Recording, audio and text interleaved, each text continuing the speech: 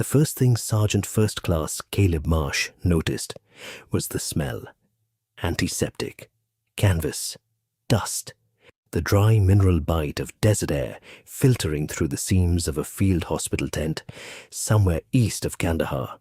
He had woken up in FOB medical units before, twice in Helmand, once in Ramadi, and every one of them smelled exactly like this, like the body trying to hold itself together while the world outside tried to take it apart. The second thing he noticed was the pain. It started at his left shoulder and ran down through his ribs in a slow, deliberate wave.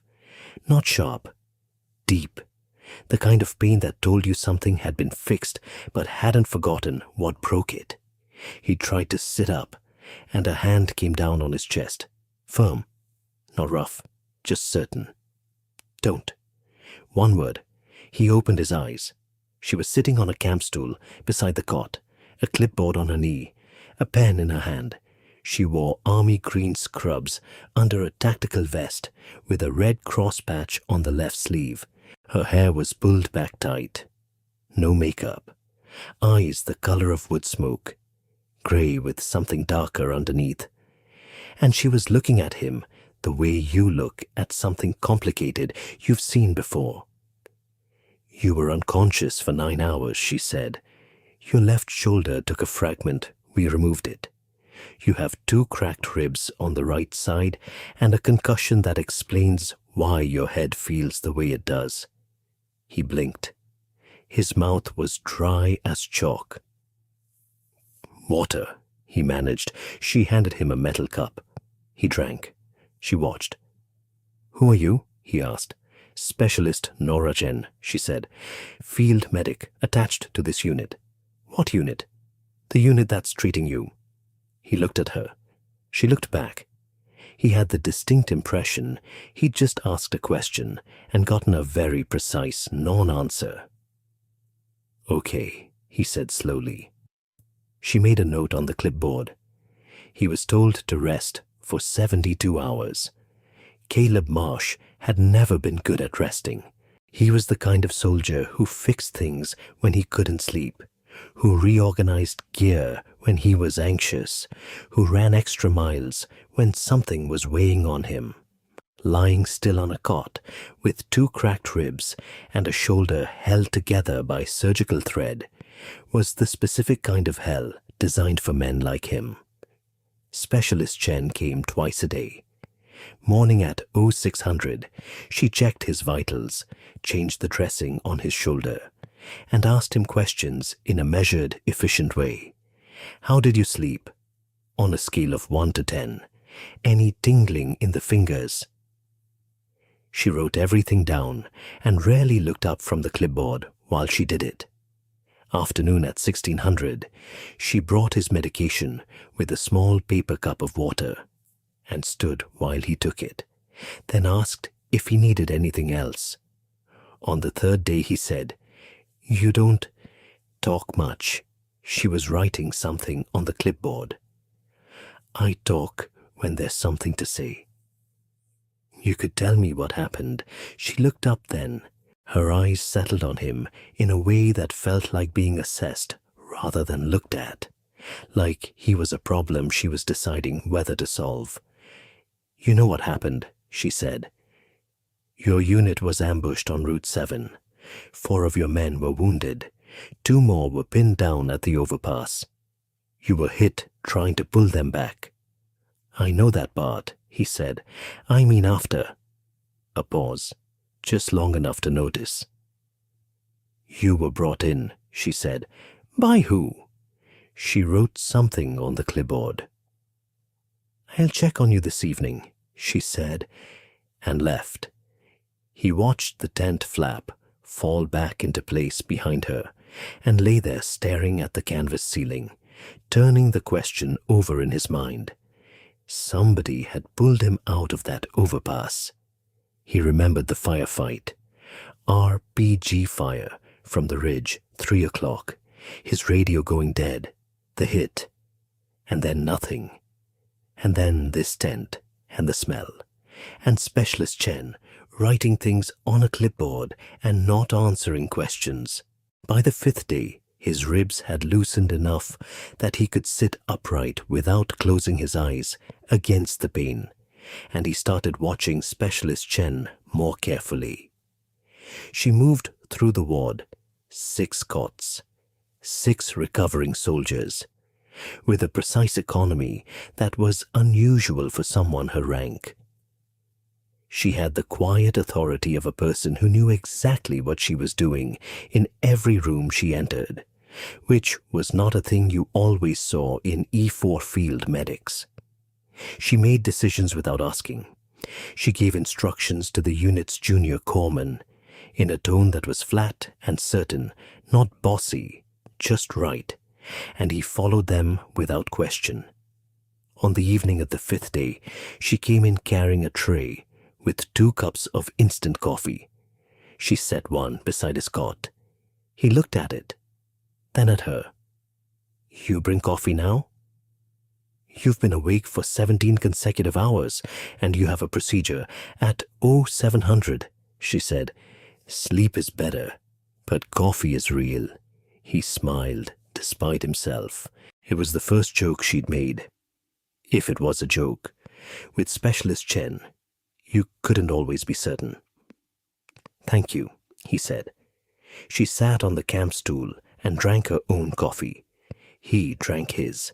Outside the tent, the FOB ran its nighttime sounds. A generator humming, distant vehicle movement, the radio chatter from the comm station. They didn't speak for a few minutes, and it wasn't uncomfortable. That was the odd part. The silence between them had no edges. "You from California?" he asked.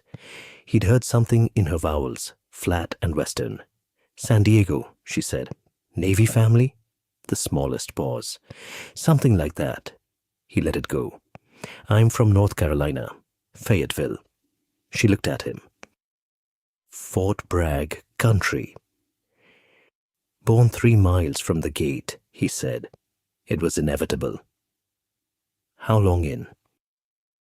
11 years. You?" She drank her coffee. "Long enough?" He studied her face in the low light. She was younger than him. Late 20s maybe, though she had the stillness of someone older. The kind of stillness that gets built in specific ways. He knew that stillness. He'd seen it in men who had been in places the army didn't put in official reports. He decided not to push it. They finished their coffee. She collected both cups. "Sleep," she said. 0700. "Yes, specialist," he said. She was almost at the tent flap when she stopped. Without turning around, she said, "The soldiers at the overpass, Martinez and Reyes, they're both stable." He exhaled a breath he hadn't known he was holding. "Thank you," he said. She left. On the 8th night, it rained. Rain in Kandahar was not like rain anywhere else he'd been. It came down in a way that felt deliberate, like the sky had been holding something back for months and had finally given up the argument. It hammered the canvas roof of the medical tent in a continuous low roar and turned the dust outside the entrance into a thin brown river. Nora was on night duty again. She moved through the ward at 2100, checking each cot, adjusting a drip line, writing in her clipboard by the beam of her headlamp. When she reached him, he was already awake, watching the rain. "You're going to tell me to sleep again," he said. "You're going to tell me you can't," she said. "What do you do," he asked, "when you can't sleep?" She thought about this with genuine care. "Field maintenance," she said. "Gear, kit, things that need doing anyway. And when there's no gear, I run the perimeter. In the rain." "The rain doesn't care whether you're awake or not," she said. "Neither does the perimeter." He studied her in the headlamp light. "That's one of the most soldier things anyone has ever said to me." She looked at him, then back at her clipboard. You should try to sleep. Tell me something, he said. Anything. Something from before this. She was quiet for a moment. He thought she'd deflect again. She was very good at deflecting, smooth as riverstone. But instead, she pulled up the camp stool and sat. I grew up 2 blocks from the ocean, she said. San Diego. We had a small house. My mother was a Navy nurse. My father was gone early, before I could remember him properly. You grew up around the base, he said. Saturated with it, she said. The language, the protocol, the way people carry themselves. A pause. My mother used to say that the military teaches you your best self, but it costs you something to get there. I didn't understand what she meant when I was young. Another pause. I understand it now. What does it cost you? He asked. She looked at the rain-dark canvas overhead. The ability to pretend you're ordinary, she said. Once you know what you're capable of, you can't unknow it, and ordinary people find that difficult to be around. The rain was loud between them. I don't find it difficult, he said. She looked at him. Something in her expression shifted, just fractionally, like a locked door that had flexed slightly in its frame without opening. You're not ordinary people, she said. That's different. She stood up, rearranged the camp stool, made a note on the clipboard. Sleep, she said. The rain will stop by 0300. How do you know? She walked away. He smiled at the tent ceiling and closed his eyes and listened to the rain and slept better than he had since Ramadi. Captain Dean Walsh arrived at the FOB on the 7th day with new orders and the particular energy of a man who considered every room he walked into a stage that had been built for him. He was Caleb's company commander, temporarily relieved while Caleb's unit was seconded, and he had come to review the after-action report on the Route 7 ambush.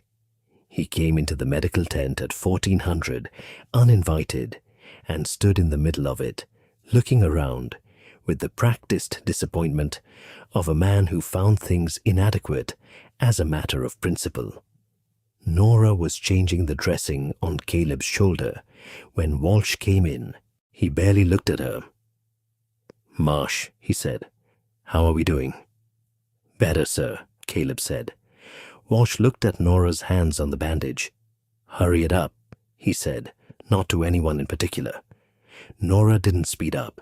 She continued at exactly the same pace, precise and clean, and said nothing. Walsh started talking about the after-action report.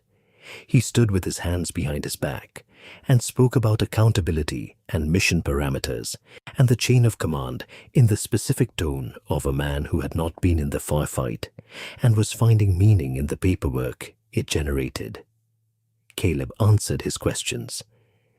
Nora finished the dressing and began collecting the used materials into the disposal bag. Walsh watched her for a moment. You. Medic. She looked up. Get me a water. She looked at him for exactly 1 second. Then she went to the supply table, filled a metal cup, and brought it to him. He took it without looking at her. The corpsmen here, he said to Caleb. Any of them worth keeping? Caleb glanced at Nora. Her face was completely neutral. She was writing on the clipboard again. Specialist Chen's been good, he said. Walsh looked at her again, briefly. The way you look at furniture. She the one who called in the 9 line on your position? I don't know who called it, sir, Caleb said. Someone did, Walsh said. Saved you the trouble of bleeding out in a drainage ditch. Whoever it was, they used a frequency that wasn't on the standard comm rotation. He made a face that meant he found this irregular and therefore suspicious. Command is still looking into that. Nora made a note, said nothing. Walsh finished his water, set the cup on the edge of the cot, not the table, the cot, and said he'd return tomorrow for the formal debrief. He walked out. The tent flap swung behind him. Caleb looked at Nora. She was collecting Walsh's cup from the cot and placing it on the table. 9-line medevac request, Caleb said, on a non-standard frequency. She said. That's unusual. Yes, she said, it is. She closed the clipboard and looked at him. There was something in her eyes right then, just for a moment. That was not Specialist Chen, the field medic, at all. It was someone older, harder, more deliberate. Someone who had made a calculation and was watching to see if he was quick enough to do the arithmetic. He was trying. Private First Class Danny Martinez came to the medical tent on the 9th day. He moved carefully. His left leg was in a soft cast from a blast fragment, but he was ambulatory, and he stood at the entrance of the tent with his crutch and a look on his face that was somewhere between relief and something harder to categorize. He nodded at Caleb. Caleb nodded back. Then Martinez looked across the tent to where Nora was at the supply table, and his face did something complicated. "Specialist," he said. Nora looked up. "Martinez, your dressing was changed this morning." "Yes, ma'am." He was quiet for a moment. "I just wanted to—" He stopped. "Under the overpass," he said. "The night of Route 7, there was someone. He stopped again. Nora looked at him steadily. "I wanted to say thank you," Martinez said. "I don't know if it was you. Nobody will tell me directly. But I think it was you, and I wanted to say it in case it was, because me and Reyes wouldn't be here otherwise, and I know you can't confirm anything. I just needed to say it out loud to someone." The tent was quiet. Nora set down what she was holding. She looked at Martinez for a moment, the complicated look of a person choosing very carefully between two things of different weight. "You did good out there, Martinez," she said. "You stayed low, and you stayed conscious, and when it mattered, you were still fighting. That's what got you out." Martinez swallowed. His jaw moved. He nodded once, the way you nod when you've received something important and don't trust your voice to respond to it properly. "Yes, Mom," he said. He turned and crutched out. Caleb watched the tent flap fall. Then he looked at Nora. She had gone back to the supply table. Her hands were steady. Her face was neutral. She was writing in the clipboard again. "You're very good at that," he said. "At what?" "Giving people what they need without taking credit for it." She didn't look up. "Credit isn't the point." "What is the point?" She made a note, turned a page. "That they're alive," she said. "That's the entire point." That night at 2200, he woke up and she was there. Not at his bedside. She was sitting at the small field desk near the tent entrance, writing in a notebook by lamplight. He watched her for a moment before she sensed it and looked up. "You should be asleep," she said. "So should you." "I work nights." "Does the army know that?" She looked at him for a moment, then she almost smiled. It was small, barely a shift at the corners of her mouth. But he'd been watching her face for 7 days, and he was certain it was real. She closed the notebook, came and sat on the calm stool. "Does your shoulder hurt?" "A little," he said. "Tell me something." "What?" "Why are you here, at this specific FOB, attached to this specific unit?" She looked at her hands. "Orders," she said. "Whose orders?" She met his eyes. "Mine." He was quiet. The generator hummed. Somewhere outside, a radio crackled. "You volunteered to be here," he said. She said nothing. which was an answer. There was a soldier, he said slowly. In the after-action statement that Martinez gave. I read it this afternoon. One of the corpsmen had a copy. Martinez said a soldier pulled him and Reyes out from under the overpass. Single-handed, under direct fire. Dragged them both to the ravine, then went back for the others. He paused. Martinez said he never saw her face clearly, but he said she was small, fast, moved like she knew where every bullet was going. Nora said nothing. And then she disappeared, Caleb said. Before the medevac arrived, nobody could find her to debrief. The tent was very quiet. That was not in the official report, Nora said. No, he said. It wasn't. She looked at him for a long time. The lamplight made her face sharp and warm at once. Get some sleep, Sergeant, she said. Your debrief is at 0700. She stood up. He caught her wrist. Gently, she stopped. Thank you, he said. Whoever you are. Her hand was still under his for a moment. He felt the roughness on her palm. The specific calluses that didn't come from medical work, that came from ropes and rifle grips and climbing under load. Then she stepped back. Good night, Sergeant Marsh, she said. She walked out into the dark. The debrief was supposed to last 90 minutes. It lasted 4 hours and 18 minutes, and everything changed in the 258th minute. Captain Walsh ran the first 2 hours. He had a folder with printed statements and satellite imagery, and he went through the Route 7 ambush in the meticulous way of a man who finds order in other people's near deaths. Caleb answered questions. Other soldiers sat around the table.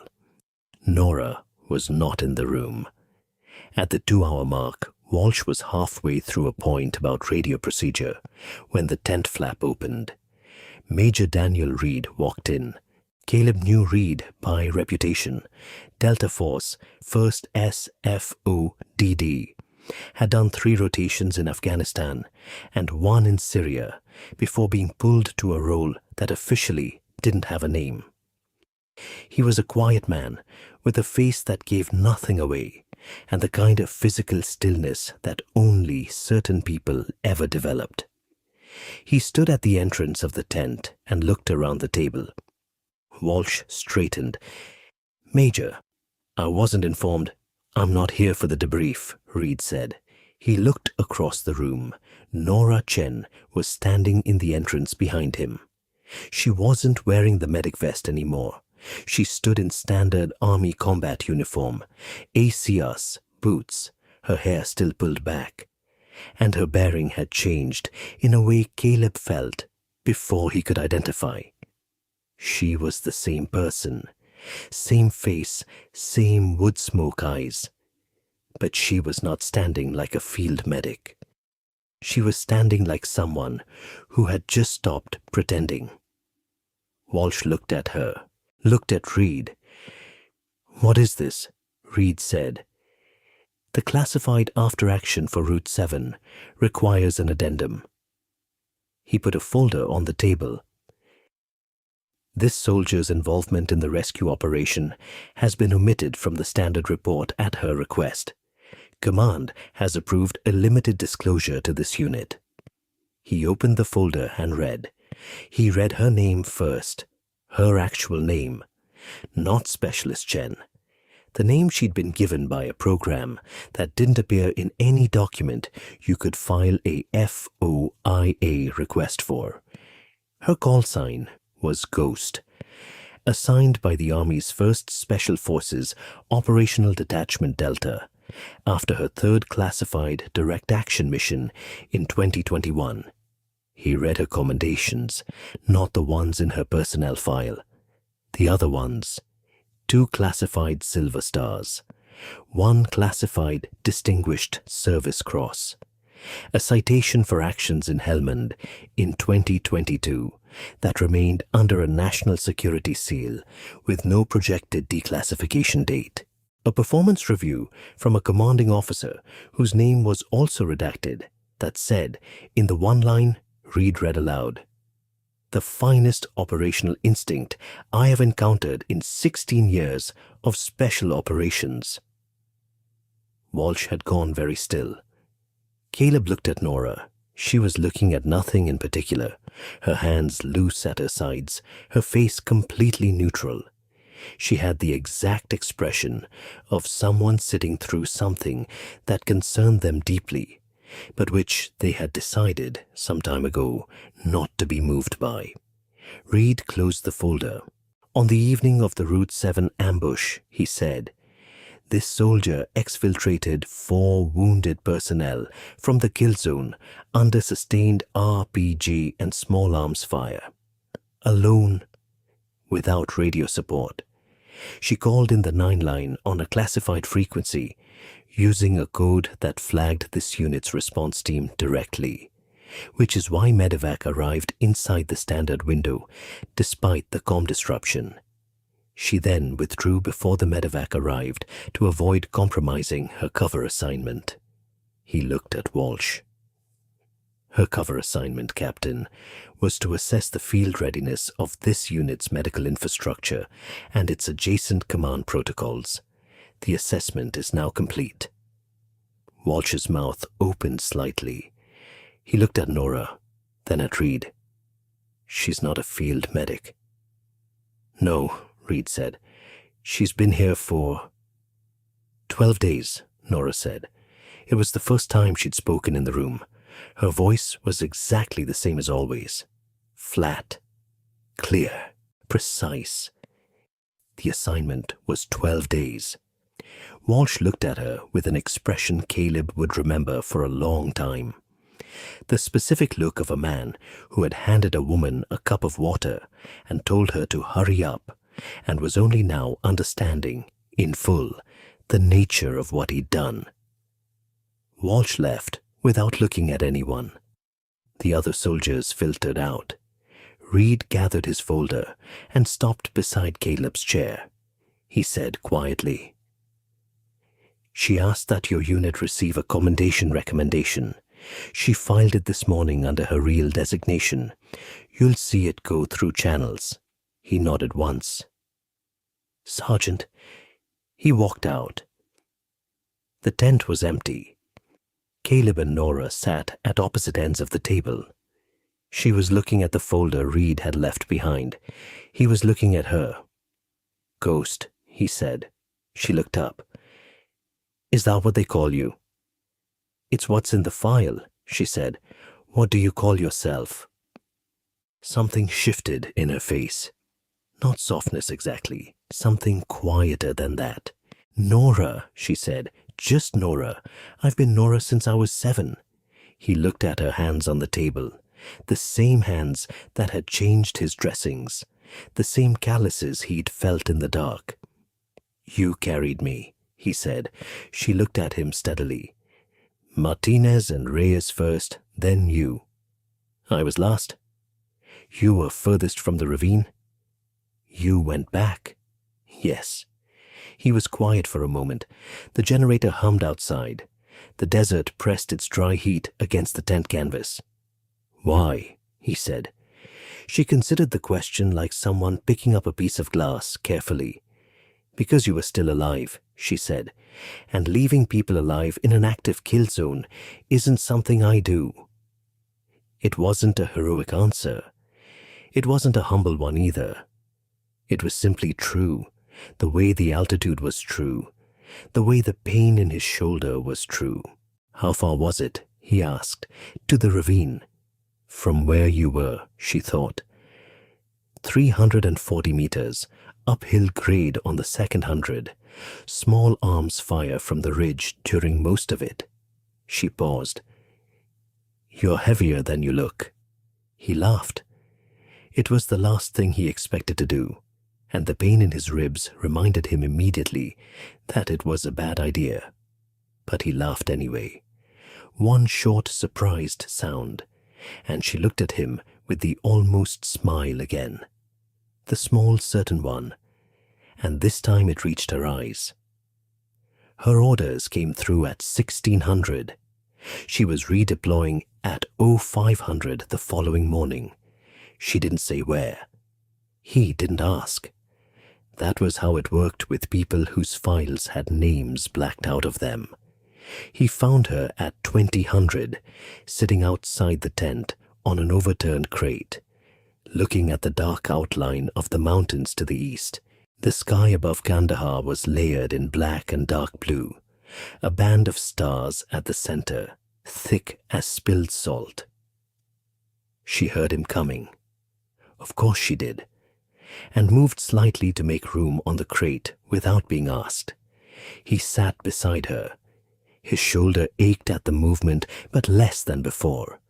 They sat there for a while, just the mountains and the stars, and the distant sound of the FOB winding down to its nighttime frequency.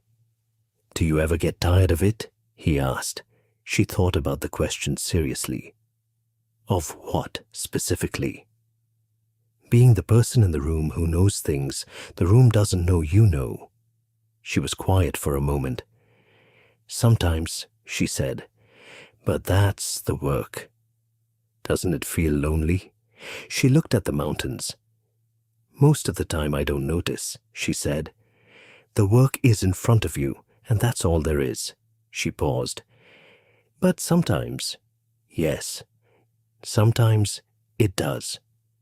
He looked at her profile, the certainty of her jaw, the steadiness of her eyes on the dark horizon. "I'd like to know you," he said, "after all this, when the files are put away." She turned and looked at him. Really looked, the wood smoke eyes finding him in the dark. "That's a complicated request for someone in my line of work," she said. "I know." She looked at him for a long time. Something passed across her face. Not uncertainty, she didn't have that. Something more like calculation, meeting something older and harder to name. "There's a coffee shop in San Diego," she said, "on Kettner Boulevard. They open at 6. He felt something in his chest that had nothing to do with cracked ribs. "I'll find it," he said. She looked back at the mountains. They sat there until the night had deepened fully around them.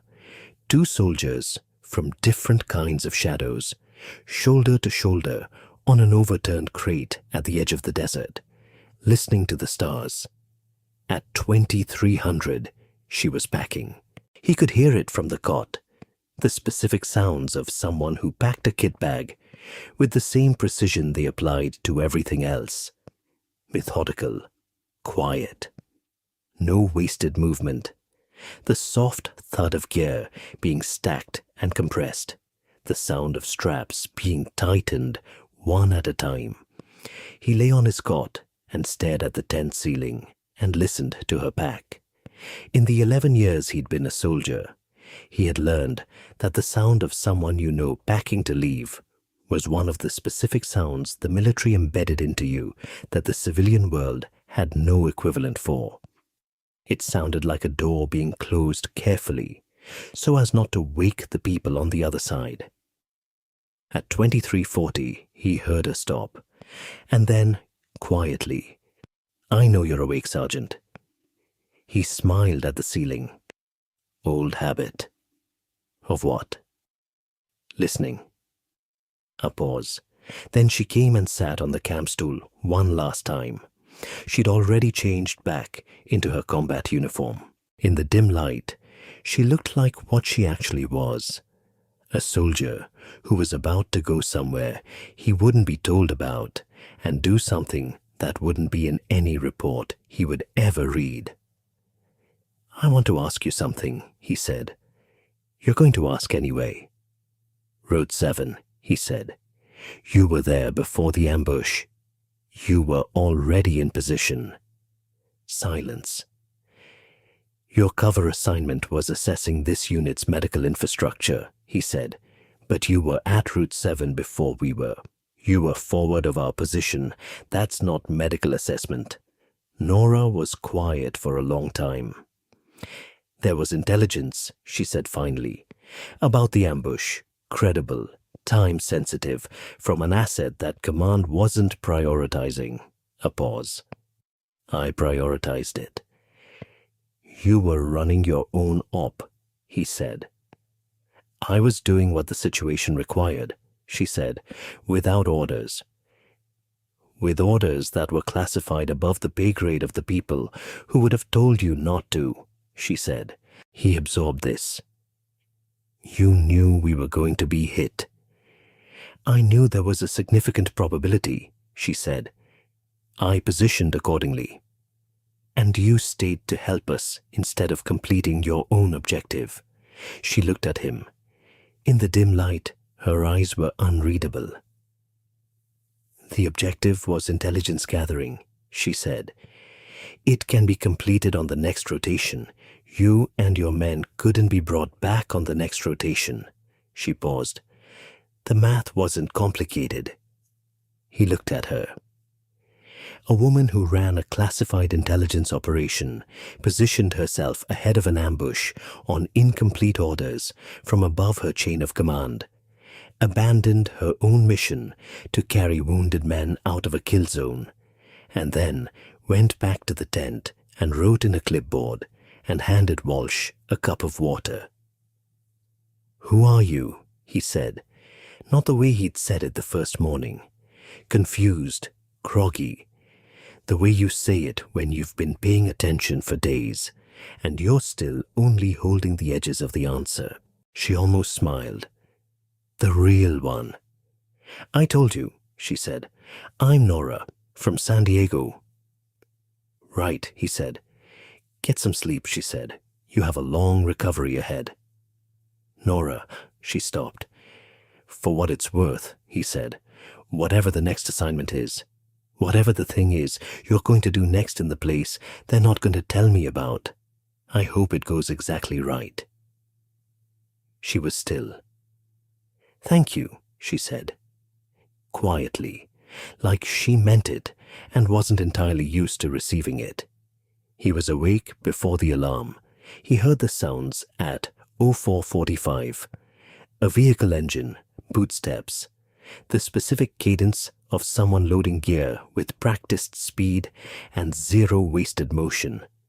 He lay in the cot for exactly 3 minutes and then got up, pulled on his ACU jacket over the shoulder dressing, and walked to the tent entrance. She was outside. A kit bag at her feet, tactical vest already on, M4A1 slung across her back. A Black Hawk was audible in the distance, its blades pushing that familiar deep rhythm through the cold pre-dawn air. She saw him and stopped. 1 second. You should be horizontal, she said. You should have said goodbye. She looked at him. In the grey light before dawn, her face was very clear.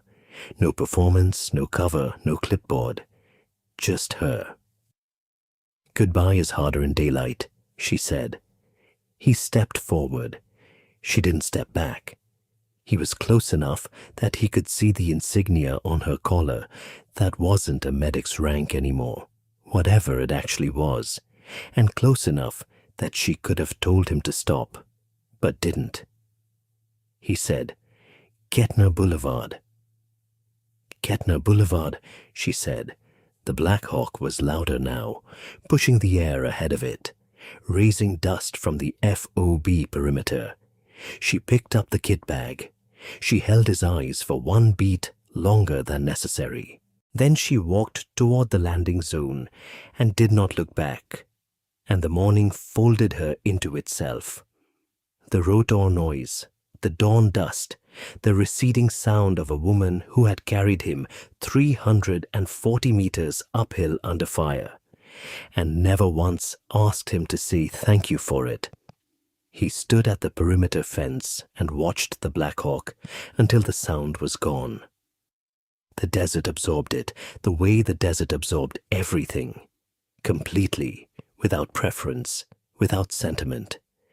1 second the rotors were a pressure against his eardrums, and then they were a vibration, and then they were a memory, and the sky over the mountains was the same pale grey it always was in the hour before the sun cleared the ridge.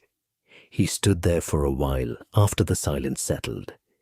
He thought about what Major Reed had read, the commendations, the citations, the performance review with the redacted commanding officer's name. 340 meters uphill through active fire. The 9 line on a classified frequency. 12 days with a clipboard and an almost smile, and 2 cups of instant coffee in the dark.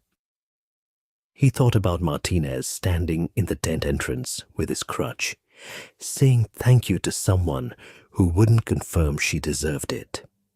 He thought about her hands on his shoulder dressing, the precision of it, the steadiness, the careful economy that he'd noticed on day 1 and attributed to medical training because he didn't have the context yet to know what it actually meant.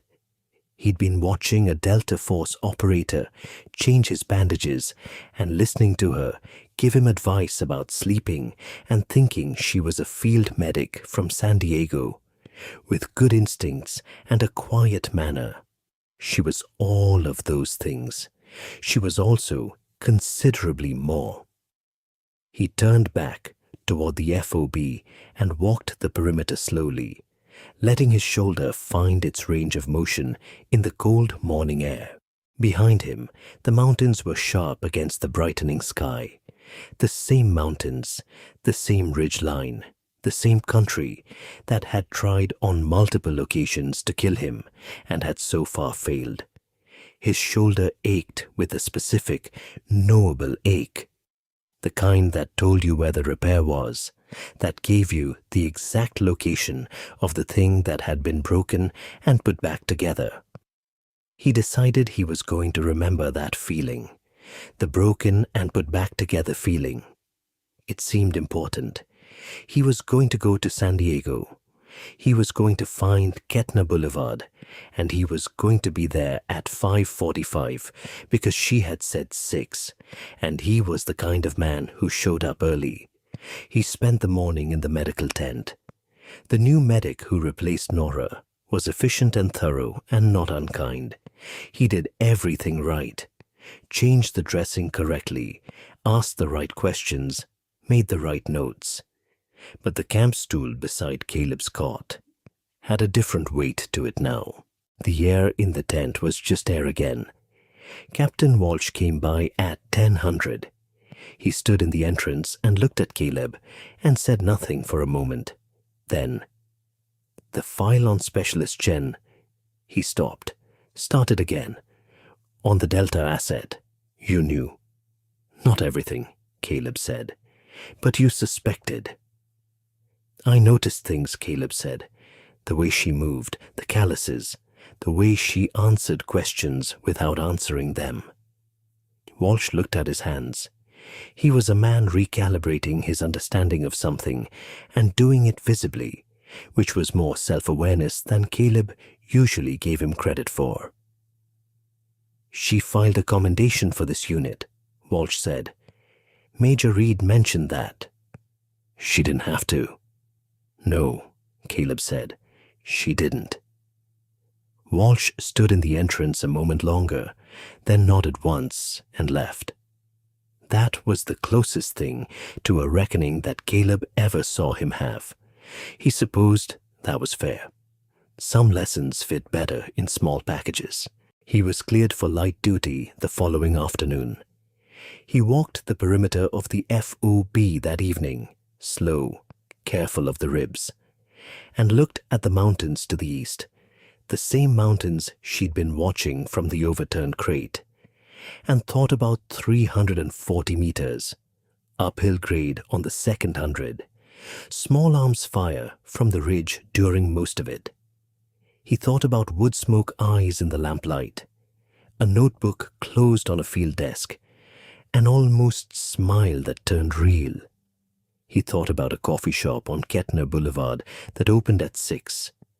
He was going to find it. He was going to be there at 5:45 because that's the kind of man he was. And he had the feeling The specific feeling you get when you've spent 11 years trusting your instincts in rooms and on roads that wanted to kill you. That she was going to be there too. He was cleared for rotation back to the States on the 14th day.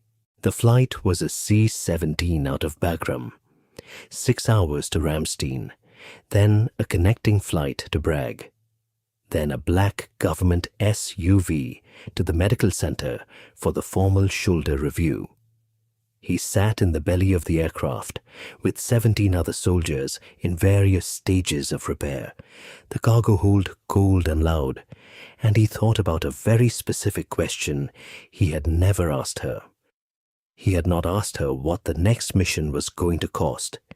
She'd told him that first night in the rain that the military teaches you your best self, but it costs you something to get there. She understood the cost. She had been paying it for longer than he'd known her. The classified Silver Stars and the Distinguished Service Cross and the operations that didn't have declassification dates were not free. They were bought with something. The specific stillness she had, the economy of movement, the ability to sit in a room with a man like Walsh and hand him water without letting anything show on her face. Those things were built from something, shaped out of something. He thought about that for 6 hours over the Atlantic. He thought about wood smoke eyes, about a notebook on a field desk at 2200, about the rain stopping at 0300 exactly as she said it would. He thought about the fact that she'd filed a commendation recommendation for his unit, that on the morning she was packing to leave, before 0500, she had taken time she didn't have to put his men's names into a formal channel so that their actions on Route 7 would be on record. She didn't have to do that. It wasn't her unit, not officially, not in any document that had her real name on it. She did it because it was right. He landed at Bragg in the early morning. He had the coffee shop address on a folded piece of paper in his left breast pocket, the same pocket he kept his identification. He figured that meant something. He walked into the coffee shop on a Tuesday morning in December. It had taken 6 months, 2 additional deployments, 1 medical re-evaluation, and the kind of paperwork that makes you understand why people say the army runs on forms. He'd gotten his shoulder back to 90% and his ribs to 100. He'd been commended by his battalion commander for the Route 7 operation.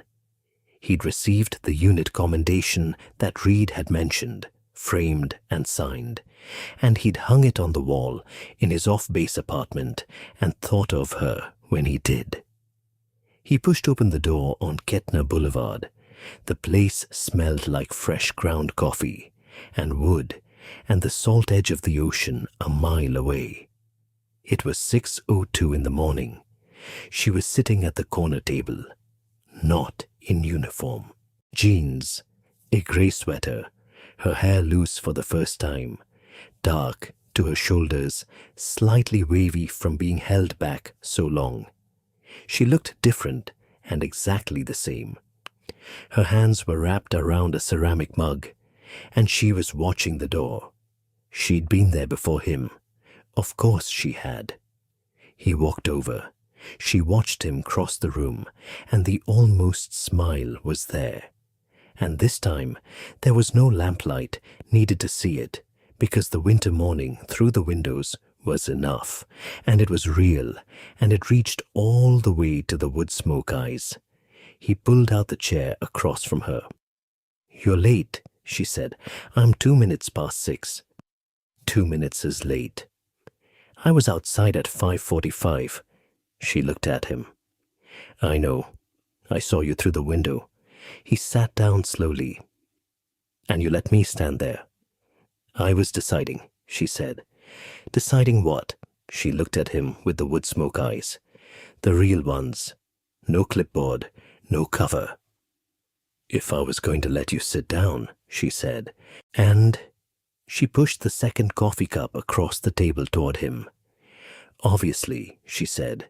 He sat down. Kettner Boulevard, he said. Kettner Boulevard, she said. The morning came through the windows warm and level, and the coffee was exactly what it needed to be, and neither of them reached for a clipboard. If this story moved you, if you found yourself rooting for two soldiers in the dark, please like this video and subscribe to the channel. There's more coming, and every single story is worth staying for.